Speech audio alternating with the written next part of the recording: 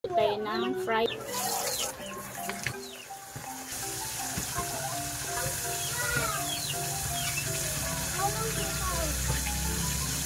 Guys, yung fried chicken ko ngayon hindi siya masyadong kasi hindi ako nakalagay ng cornstarch. Pero okay na rin yun. Guys, tignan nyo. Ayan, itong batang to. Ito lang yung hindi mahilig sa fried chicken. Ayaw niya ng fried chicken mga guys. Dahil ang gusto niya ito, panchip canton. Naku po. Pampun sa mga guys. Ampunin nyo na nga guys. Ampunin nyo na nga itong batang to guys.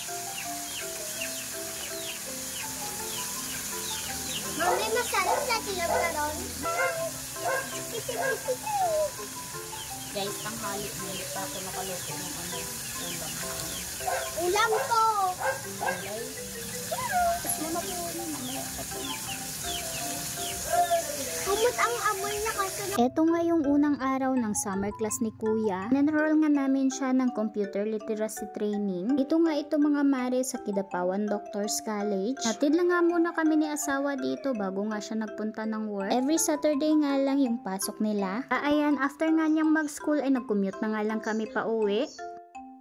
Fast forward, pagka uwi ko nga ng bahay ay nagluto naman ako ng pansit. Na kung ang ginisa yung bawang, sibuyas, pagkatapos nilagay ko na nga din itong mga karne. Kung maluto na nga yung karne, nilagay ko naman itong mga gulay. Ginisa-gisa ko nga lang at naglagay nga pala ako dito ng soy sauce at saka oyster sauce. Pagkatapos ay naglagay naman ako ng tubig. Takpan ko na nga muna at inantay ko nga lang na kumulo. Halo-halo ko lang ng konti at inilagay ko na nga din dito itong pansit. At hinalo-halo ko lang ulit mga mare at inantay ko nga lang na ma-absorb yung sabaw. Siyempre, tinikman ko na din at in-adjust ko nga yung lasa at naglagay ako ng magic sarap. Yan, at after nga ng mga ilang minuto ay naluto na nga din itong ating pansit. Tara, merienda tayo mga Mars!